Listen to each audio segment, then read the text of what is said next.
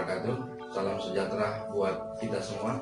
Baiklah anak-anak sekalian, pada hari ini kita akan menyaksikan video pembelajaran dengan materi perkembangan masa penjajahan bangsa Eropa di Indonesia, yang mana sebelumnya kita sudah menyimak pembelajaran terkait dengan motivasi kedatangan bangsa Eropa di Indonesia. Untuk itu, saya berharap para anak-anakku sekalian, silakan simak video berikut ini. Insya Allah bisa memberikan pengetahuan terhadap kalian. Untuk itu, selamat menyaksikan.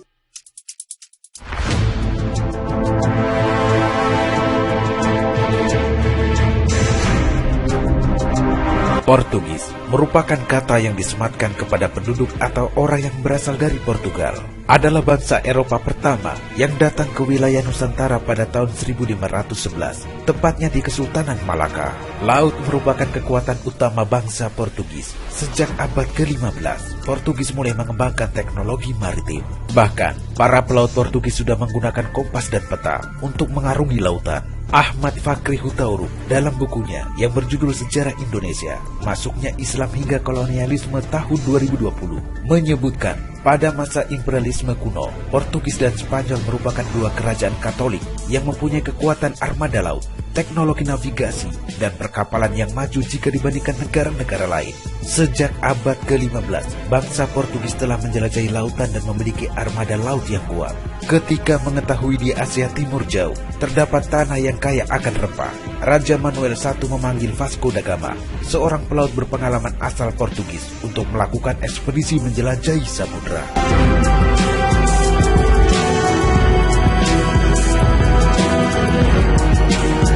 Dari laman tirto.id disebutkan bahwa tujuan utama ekspedisi Portugis tersebut mencari rempah-rempah yang menjadi barang mahal di Eropa. Saat itu, bangsa Eropa menggunakan rempah-rempah sebagai bahan baku obat-obatan, parfum, dan bahan pengawet makanan, serta bumbu masakan. Pengawetan makanan termasuk kebutuhan vital di Eropa saat musim dingin tiba. Oleh sebab itu, ekspedisi yang dipimpin Vasco da Gama dimulai pada bulan Juli tahun 1497 dari pelabuhan Lisabon. Rombongan kapal bangsa Portugis itu berusaha mencari wilayah sumber rempah-rempah di Nusantara lewat rute yang pernah dilalui oleh Bartolomeus Dias, yaitu penjelajah Portugis yang berhasil mencapai ujung paling selatan benua Afrika dan singgah di Tanjung Harapan. Kapal yang dipimpin oleh Vasco da Gama mengawali penjelajahannya dengan menuju kawasan yang kini menjadi wilayah Afrika Selatan. Di Tanjung Harapan, Vasco da Gama menyewa pelaut bangsa Mor yang pernah berlayar ke Asia Timur jauh untuk menjadi penunjuk arah. Pada tahun 1498, rombongan Vasco da Gama berhasil mencapai Kalikun dan Goa yang merupakan wilayah India. Vasco da Gama kemudian tinggal di India karena mengira daerah tersebut adalah Hindia Timur, negeri penghasil rempah. Namun, setelah tinggal beberapa tahun, ia menyadari bahwa tempat tersebut bukan penghasil rempah-rempah yang sebenarnya. Portugis lantas memberangkatkan ekspedisi lanjutan di bawah pimpinan Alfonso de Albuquerque. Tidak lama setelah diangkat sebagai gubernur Portugis di India untuk menuju wilayah Malaka. Armada Portugis itu berangkat ke Malaka dengan menggunakan kapal yang dilengkapi dengan tentara dan persenjataan. Portugis bergerak menuju negeri yang kaya akan hasil laut dan rempah-rempah.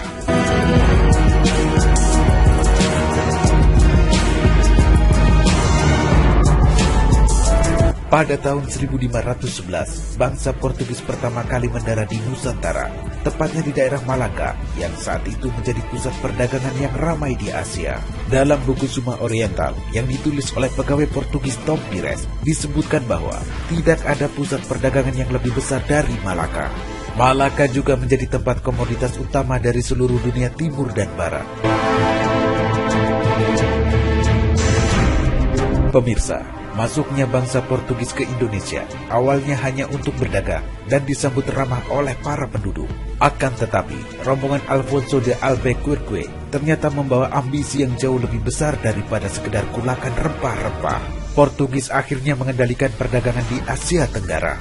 Di bawah ambisinya, orang-orang Portugis kemudian menyerbu Kesultanan Malaka dan menguasai pelabuhan penting di Selat Malaka, serta merebut wilayah yang memungkinkan mereka melakukan monopoli perdagangan rempah-rempah. Kondisi tersebut membuat banyak pihak marah, salah satunya Kesultanan Demak dari Pulau Jawa. Kerajaan Demak pada masa pemerintahan Raden Patah lalu mengutus Patih Unus dan pasukannya pada tahun 1512 untuk melakukan penyerangan ke kota pelabuhan Malaka yang saat itu dikuasai oleh Portugis. Penyerangan ini bertujuan untuk mencegah penyerangan ke Kesultanan Demak dan membantu kembalinya kekuatan kerajaan Malaka. Namun, serangan yang dipimpin Patih Unus itu ternyata gagal mengusir Portugis, sebab mereka memiliki persenjataan yang lebih lengkap dan maju secara teknologi. Portugis berhasil meredam setiap perlawanan yang dilakukan oleh kerajaan-kerajaan di Nusantara. Hal itu yang membuat Portugis semakin kuat dan berusaha untuk terus memperluas daerah kekuasaannya di wilayah Nusantara.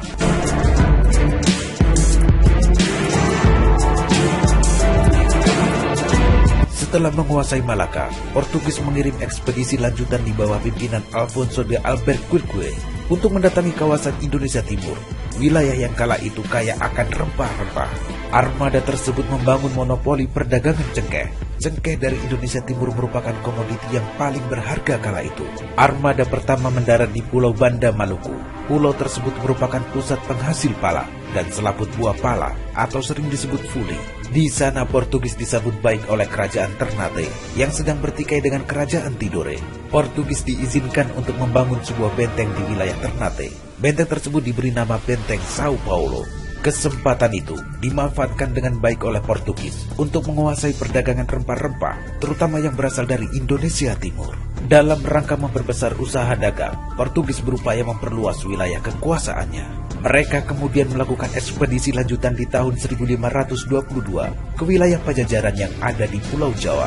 Tujuan utama Portugis melakukan penjelajahan samudra, selain untuk memperoleh kekayaan atau gold dan glory atau kejayaan dalam penguasaan wilayah, juga menjalankan misi agama atau misionaris di wilayah baru yang dikenal dengan istilah gospel.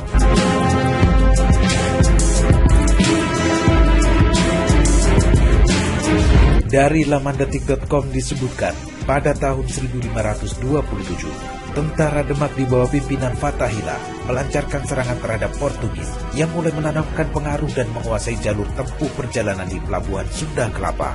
Perlawanan rakyat Demak terhadap Portugis di Sunda Kelapa dibantu oleh rakyat Cirebon dan Banten. Serangan ini berhasil mengusir Portugis dari Sunda Kelapa. Nama Sunda Kelapa kemudian diubah jadi Jayakarta.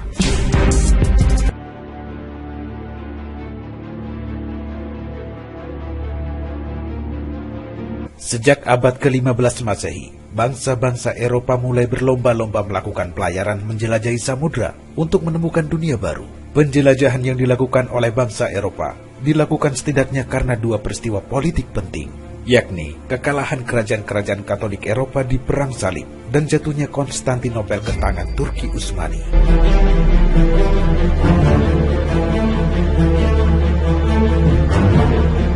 Perang Salib memporak-porandakan jalur perdagangan Eropa dan Asia karena berlangsung di perbatasan dua benua tersebut. Selain jalur perdagangan, keadaan ekonomi kerajaan-kerajaan Eropa pun menjadi terpuruk.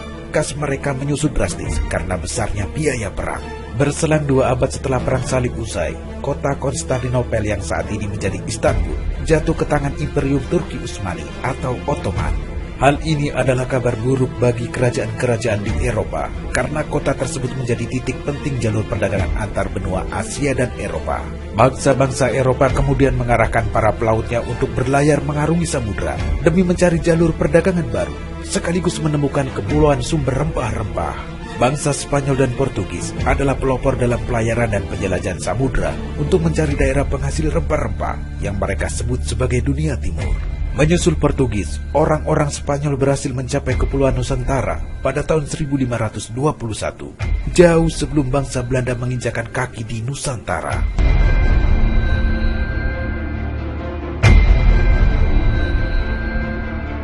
Menjelang akhir abad ke-15, Spanyol dan Portugis sama-sama berambisi menguasai wilayah lain di dunia. Untuk menjaga kerukunan di antara keduanya, maka dibuatlah perjanjian Tordesillas pada tanggal 7 Juni 1494 yang membagi wilayah di luar Eropa menjadi dua bagian. Belahan sebelah timur dimiliki oleh Portugis, sementara bagian barat dikuasai oleh Spanyol. Bangsa Spanyol pun memulai penjelajahan samudra untuk menemukan daerah penghasil rempah-rempah menuju ke arah barat. Ekspedisi pertama yang dipimpin oleh Christopher Columbus berhasil mencapai Amerika. Setelah itu, Spanyol kembali mengirim ekspedisi di bawah pimpinan Fernando de Magallanes atau Ferdinand Magellan yang akhirnya tiba di Filipina pada bulan April 1521. Namun, karena Magellan terbunuh di Filipina, ekspedisi dilanjutkan oleh Kapten Sebastian Delcano yang mengarahkan kapalnya ke selatan. Pada tahun 1521, bangsa Spanyol di bawah pimpinan Kapten Juan Sebastian Delcano untuk pertama kalinya datang ke Indonesia, tepatnya di Kepulauan Maluku.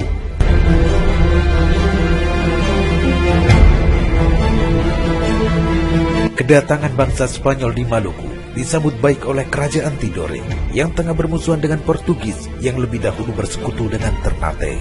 Sebaliknya, Portugis menganggap kehadiran Spanyol sebagai ancaman bagi monopoli perdagangannya. Selain itu, Portugis menuding Spanyol telah melanggar perjanjian Tordesillas karena Maluku telah menjadi wilayah kekuasaannya. Namun, Spanyol memutuskan dan memantapkan klaim dan bersikeras bahwa wilayah Maluku bagian dari kekuasaannya. Oleh karena itu, persaingan di antara keduanya pun terjadi dan peperangan tidak dapat dihindarkan lagi. Demi memenangkan persaingan dalam perdagangan rempah, orang-orang Spanyol mendekati Kesultanan Tidore, rival Kesultanan Ternate, yang sebelumnya menjalin kerjasama dengan Portugis. Buntut dari koalisi-koalisi ini adalah permusuhan Ternate dan Tidore yang makin memanas, karena telah dibumbui oleh kepentingan Spanyol dan Portugis di belakangnya. Perang pun tak dapat terelakkan. Pada pertempuran tersebut, Portugis menang atas Spanyol. Bangsa Spanyol pun mulai tersisih dari persaingan memperebutkan dominasi perdagangan rempah-rempah di Nusantara. Kekalahan dalam perang ini tak serta-merta menjadi penyebab utama mundurnya bangsa Spanyol dari Nusantara. Pertikaian antara Spanyol dan Portugis berakhir setelah diadakan perjanjian Saragossa pada tanggal 22 April 1529. Lewat perjanjian ini, Portugis tetap melaksanakan aktivitas perdagangan di Maluku. Sementara Spanyol harus meninggalkan Maluku dan memusatkan operasinya di Filipina. Perjanjian Saragossa sekaligus menandai berakhirnya masa pendudukan bangsa Spanyol di Nusantara yang terbilang singkat. Dengan begitu, penjajahan Spanyol di Nusantara telah gagal sebelum dimulai.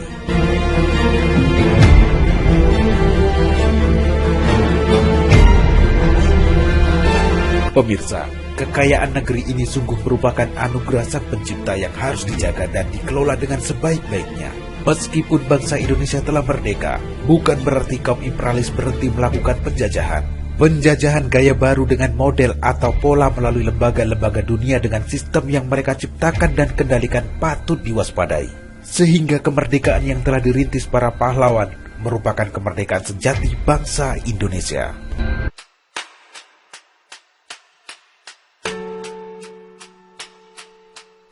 Nusantara adalah negeri yang dianugerahi sumber daya alam yang berlimpah, tanah yang subur, lautan yang terbentang luas, serta aneka ragam hayati dan non-hayati, baik minyak bumi, gas, batu bara, hingga emas, menjadi magnet bagi bangsa lain untuk turut menikmati kekayaan yang terkandung di bumi Nusantara. Berkembangnya kebudayaan barat di Indonesia tak lepas dari pengaruh kedatangan bangsa Eropa. Bangsa Eropa yang terakhir sampai di Nusantara adalah Belanda, setelah sebelumnya Portugis dan Spanyol. Meskipun demikian, justru Belanda yang menjadi penguasa utama dan yang paling lama di Indonesia.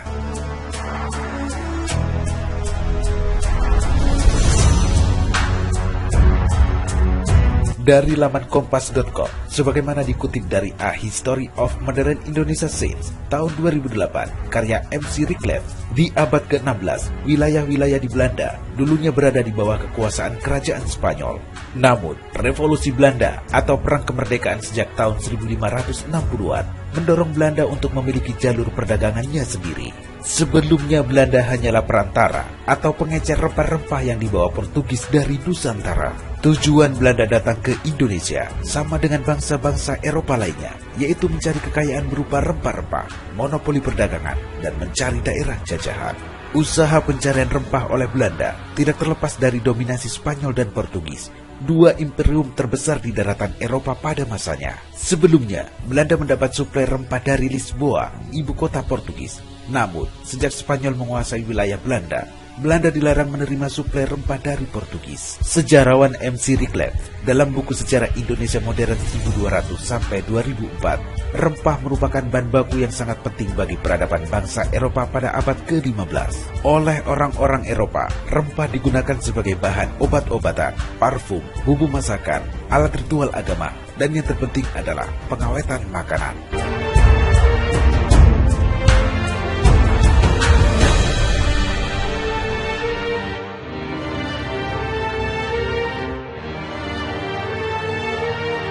Pemirsa, meskipun pencarian sumber rempah merupakan faktor utama pendorong pelayaran bangsa Belanda ke Nusantara, penjelajahan samudra yang mereka lakukan sejak abad ke-15 Masehi tidak hanya didasari oleh tujuan tersebut. Sebagaimana bangsa-bangsa Eropa yang lain, pelayaran para pelaut Belanda ke berbagai belahan dunia didorong beberapa peristiwa politik dan perkembangan teknologi pada abad ke-15. Penjelajahan samudra yang dilakukan oleh bangsa Eropa dilakukan setidaknya karena dua peristiwa politik penting, yakni kekalahan kerajaan-kerajaan Katolik Eropa dalam Perang Salib dan jatuhnya Konstantinopel ke tangan Turki Utsmani. Perang Salib memporak-porandakan jalur perdagangan Eropa dan Asia karena berlangsung di perbatasan dua benua tersebut. Selain jalur perdagangan, keadaan ekonomi kerajaan-kerajaan Eropa pun menjadi terpuruk. Kas mereka menyusut drastis karena besarnya biaya perang.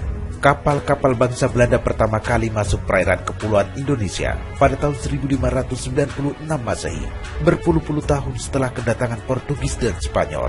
Sebanyak 4 kapal dengan 249 awak dan 64 pucuk meriam berangkat di bawah pimpinan Cornelis de Houtman.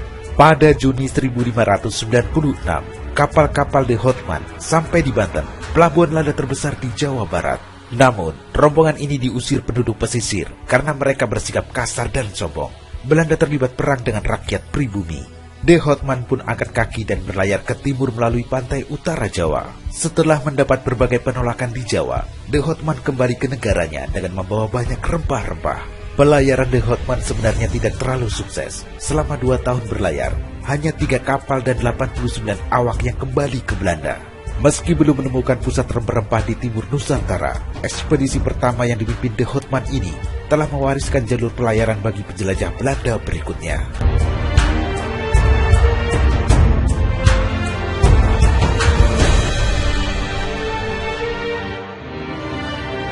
Dua tahun berikutnya, Belanda kembali datang ke Nusantara pada tahun 1598. Sebanyak 22 kapal milik 5 perusahaan Belanda yang berbeda berlayar menuju Nusantara. Armada pimpinan Jacob van Leklah yang pertama tiba di Kepulauan Rempah-Rempah Maluku pada Maret 1599. Kapal-kapal tersebut kembali ke Belanda antara tahun 1599 sampai dengan 1600 dengan mengangkut banyak rempah-rempah. Keuntungan yang diperoleh mencapai 400%. Banyaknya keuntungan tersebut memikat Belanda. Belanda pun membentuk Verenigde Oost-Indische Company (VOC) pada tanggal 20 Maret 1602 yang menyatukan para pengusaha Belanda. Tujuan dibentuknya VOC yaitu menghilangkan persaingan yang merugikan pedagang Belanda, menyatukan tenaga untuk menghadapi saingan dari Portugis dan pedagang Eropa lainnya di Indonesia, serta mencari keuntungan yang sebesar-besarnya untuk membiayai perang melawan Spanyol. Oleh pemerintah Belanda, VOC diberi hak istimewa di antaranya sebagai wakil pemerintah Belanda di Asia, melakukan monopoli perdagangan, mencetak dan mengedarkan uang sendiri, mengadakan perjanjian dan melakukan perang dengan negara lain, menjalankan kekuasaan kehakiman dan melakukan pemungutan pajak, memiliki angkatan perang sendiri, serta mengadakan pemerintahan sendiri. VOC pun menuju Maluku dalam misi perdagangan. Di sana, VOC mengganggu Portugis yang sebelumnya memonopoli perdagangan. Dalam melaksanakan kekuasaannya di Indonesia, diangkatlah Gubernur Jenderal VOC, antara lain sebagai berikut. Peter Booth, yaitu Gubernur Jenderal VOC pertama yang memerintah antara tahun 1610 sampai dengan 1619 di Ambon, Maluku. Jan Pieter Zoon-Koen, yaitu Gubernur Jenderal VOC kedua yang memindahkan pusat VOC dari Ambon ke Jayakarta.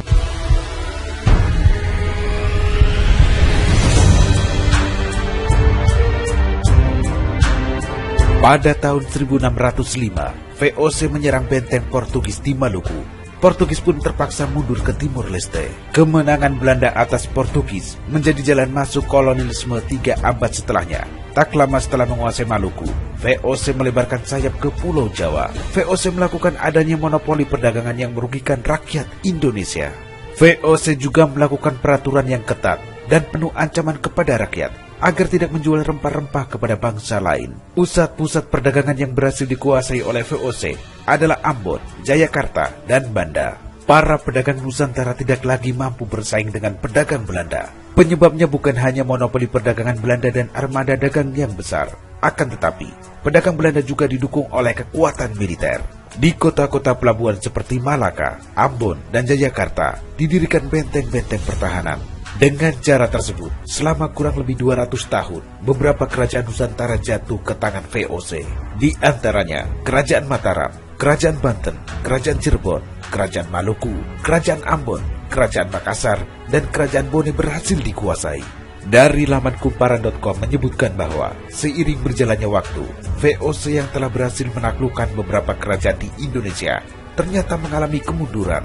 Penyebab kemunduran VOC antara lain, hutang VOC menumpuk, banyaknya pejabat VOC melakukan korupsi dan hidup mewah. VOC harus membayar biaya perang yang sangat besar, terjadinya persaingan dengan Inggris dan Prancis, dan terdapat pegawai VOC yang melakukan perdagangan gelap.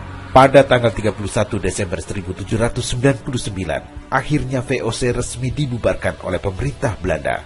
Tanggal 1 Januari 1800, kekuasaan VOC di Indonesia diarahkan oleh pemerintah Kerajaan Belanda.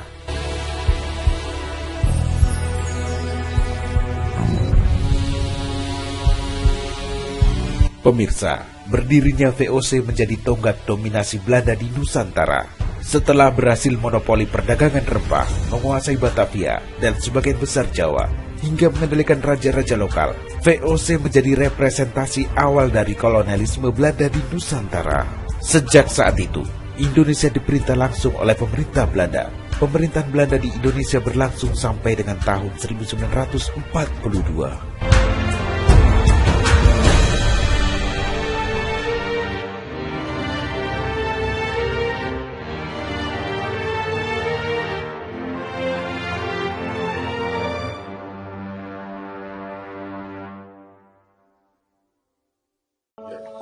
Oke anak sekalian, demikian tayangan video terkait dengan materi pembahasan kita hari ini. Semoga video ini bisa memberikan manfaat, pengetahuan buat kalian semua. Dan akhirnya selamat berjumpa pada pertemuan berikutnya. Terima kasih. Assalamualaikum warahmatullahi wabarakatuh.